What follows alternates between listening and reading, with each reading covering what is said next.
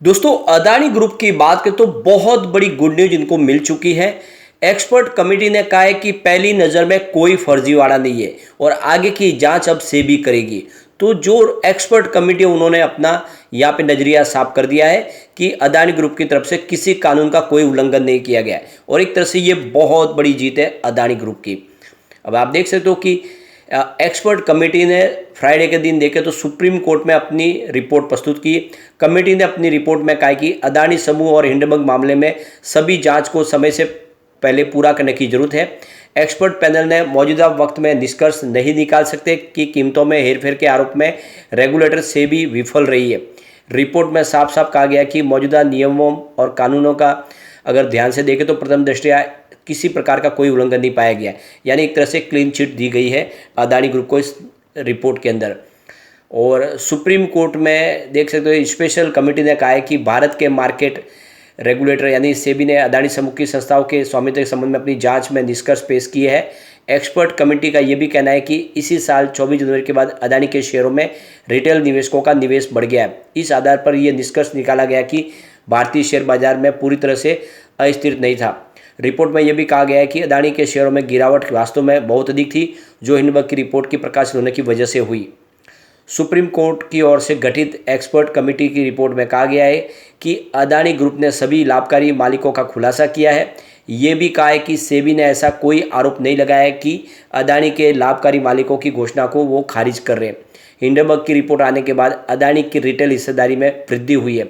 Report में साफ साफ कहा गया है कि मौजूदा नियमों में किसी प्रकार का कोई कानून का उल्लंघन नहीं किया गया है। एक्सपर्ट कमेटी ने यह भी बताया कि सेबी की ओर से की जा रही जांच अभी भी जारी है। सेबी ने सुप्रीम कोर्ट से और समय मांगा है, लेकिन अभी तक की जांच में सेबी को अदानी समूह के खिलाफ केस बनता नजर नहीं आ रहा है। हालांकि अदानी ग्रुप से जुड़ी 13 विदेशी संस्थाओं पर पूरी तरह से अभी जांच चल रही है और उस पर रिपोर्ट आना बाकी है। और 2018 में नियमों में बदलाव से विदेशी जो निवेशक है उनकी जानकारी जुटाने से सेबी को कुछ समस्या भी आ रही है। तो यहाँ पे जो हिंडनबर्ग की जो रिपोर्ट के बाद में जो सुप्रीम कोर्ट की में कमेटी ने जो रिपोर्ट अपनी पेश की उसमें जो खास बातें निकल के आ रही है, जो सबसे बड़ी बात है कि पहली नज़र में किसी कानून का कोई उल्लंघन नहीं हुआ है। शेयरों की कीमत बढ़ने से कानून का कोई उल्लंघन नहीं हुआ है। सेबी को कीमतों में बदलाव में पूरी जानकारी पहले से थी। अदानी ग्रुप ने शेयरों की कीमतों को प्रभावित बिल्कुल नहीं किया है। अदानी की कंपनियों में गैर कानूनी निवेश के कोई सबूत नहीं मिले। संबंधित पार्टी निवेश में नियमों का कोई उल्लंघन नहीं हुआ है। अदानी समूह ने लाभ पाने वाले मालिकों के नाम भी उजागर किए हैं। सेबी ने अदानी ग्रुप से मिली जानकारी को गलत नहीं बताया। न्यूनतम पब्लिक शेयर होल्डिंग को लेकर भी कानून के पालन का किसी भी तरह से उल्लंघन नहीं किया, बल्कि उसको कानून के तहत ही काम किया गया है। हिंडनबर्ग की रिपोर्ट के बाद अदानी ग्रुप में रिटेल निवेशकों का हिस्सा बढ़ा है। हिंडनबर्ग की रिपोर्ट के बाद अदानी ग्रुप ने निवेशकों को राहत देने की कोशिश भी की है और देख सकते हो कि अदानी ग्रुप की तरफ से बहुत सारे प्रयास भी किए गए और ये तमाम निष्कर्ष आखिरी नहीं है, क्योंकि सेबी इसकी जांच कर रही है और जो भी होगा नतीजा सेबी की जांच के बाद ही सामने आएगा। सुप्रीम कोर्ट की एक्सपर्ट कमेटी ने अपनी रिपोर्ट में कहा है कि रिटेल निवेशकों का भरोसा बनाने के लिए कई कदम अदानी ग्रुप की तरफ से उठाए गए। एक्सपर्ट कमेटी ने कहा है कि अदानी ग्रुप के शेयरों में रिटेल निवेश 24 जनवरी के बाद कई गुना बढ़ गया है। रिपोर्ट में यह भी कहा गया कि अदानी ग्रुप की ओर से उठाए गए कदमों से विश्वास पैदा करने में मदद मिली है और शेयरों के भाव अब स्थिर है। कमेटी ने यह भी कहा कि अदानी ग्रुप ने अपने कर्जों को कम किया है। एक निजी इक्विटी निवेशक की ओर से करीब $2 बिलियन के निवेश के जरिए अदानी के शेयरों में एक नया निवेश भी किया गया और इस कदम से शेयर बाजार में फिर से विश्वास पैदा भी हुआ है। और अदानी ग्रुप की बैलेंस शीट में कर्ज घटता हुआ दिखाई दे रहा है। ग्रुप ने पिछले 4 महीनों में $300 करोड़ की वैल्यू के लोन चुकाए, गिरवी शेयरों को छुड़ाया और बॉन्ड होल्डर्स को भी भुगतान किया है। प्रमोटर ने बीते 3 वर्षों के दौरान कर्ज को चुकाकर गिरवी शेयरों को काफ़ी कम कर दिया है और इस साल सबसे ज़्यादा भुगतान अदानी ग्रुप की तरफ से किया गया है। अदानी ग्रुप ने अंबुजा सीमेंट के अधिग्रहण से संबंधित $2.15 बिलियन के वैल्यू के margin link share back finance का भुगतान किया है। इसकी 31 मार्च 2023 की डेडलाइन से उसके पहले ही उसका भुगतान कर दिया गया है। इसके अलावा अदानी ग्रुप ने कई अंतर्राष्ट्रीय बैंकों और भारतीय वित्तीय संस्थानों को अप्रैल 2025 में मैच्योरिटी से पहले ही 7,374 करोड़ के शेयर बैक फाइनेंस को भी भुगतान कर लिया है और ये समय से पहले उन्होंने भुगतान किया है। और इसकी वजह से 4 ग्रुप की जो कंपनियां Adani ports and special economic zone, Adani enterprises limited, Adani transmission limited और अदानी ग्रीन एनर्जी लिमिटेड के प्रमोटर के जो गिरवी शेयर थे उन्होंने वो छुड़ा लिए। 31 मार्च को 3.91 लाख रुपीज़ के सकल संपत्ति ग्रेस एसेट के मुकाबले ग्रुप के कर्ज पर 2.27 लाख रुपीज़ का कर्ज है। कर्जों का लगातार भुगतान करने से अदानी ग्रुप को अपने कर्ज कम करने में मदद मिली है, यानी जो कंपनी के पास टोटल एसेट है वो कर्ज से कहीं ज़्यादा है, ये भी इस रिपोर्ट में कहा गया है। इनका नेट टू एबिटा रेशियो देखें तो करीब फाइनेंशियल 13 के अंदर 7.6x से कम होकर फाइनेंशियल 2023 तक 3.2x पर आ गया है, और ये भी काफ़ी अच्छी बात है। सबसे बड़ी बात है कि इंटरनेशनल और घरेलू रेटिंग एजेंसियों ने उच्च गुणवत्ता वाली अंडरलाइंग क्रेडिट क्वालिटी को दर्शाते हुए पूरे पोर्टफोलियो में रेटिंग का समर्थन भी किया है।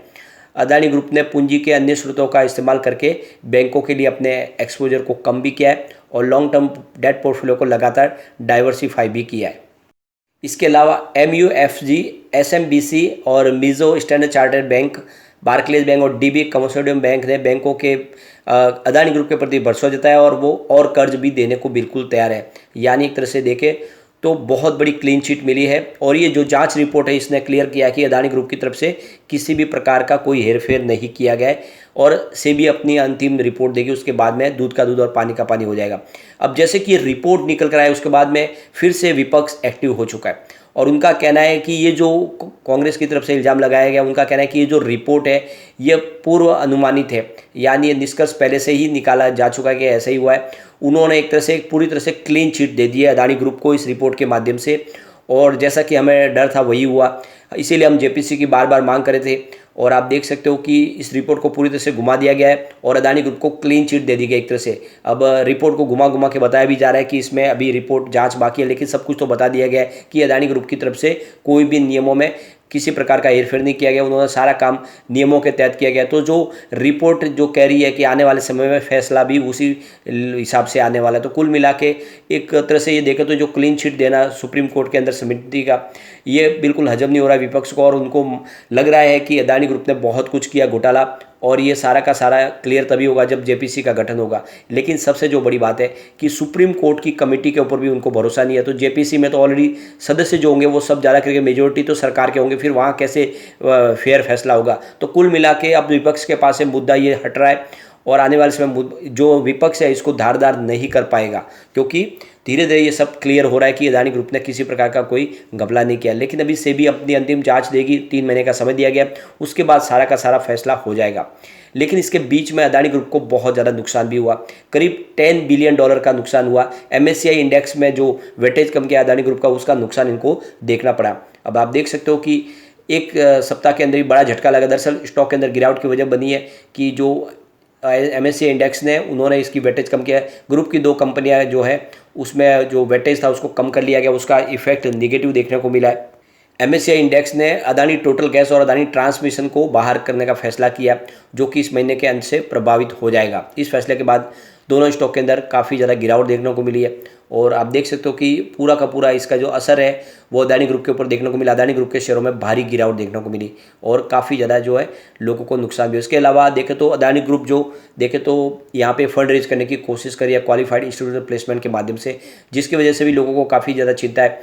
एक्सपर्ट के मुताबिक अगर QIP के इशू के शेयरों की कीमत कम रख जाती है तो इससे कमजोरी के संकेत के रूप में देखा जाएगा, और शेयरों की प्राइस में और दबाव देखने को मिल सकता है। तो कुल मिला के ये जो कुछ बातें हैं जो अदानी ग्रुप के लिए इस समय थोड़ी सी तकलीफदेह जरूर है, लेकिन सुप्रीम कोर्ट से बहुत बड़ी राहत मिल चुकी है, और ये आने वाले समय एक तो क्लियर हो चुका है कि अदानी ग्रुप इस मुसीबत से बाहर निकल सकता है। लेकिन फ्रेंड, कोई भी इन्वेस्टमेंट करने से पहले अपने फाइनेंशियल एडवाइजर से बारे में ले ले या अपना खुद का रिसर्च करें, क्योंकि मैंने वीडियो आपके एजुकेशनल पर्पज के लिए ही बनाया। वीडियो पसंद आए तो लाइक से जरूर कीजिए और चैनल को सब्सक्राइब कर दीजिए।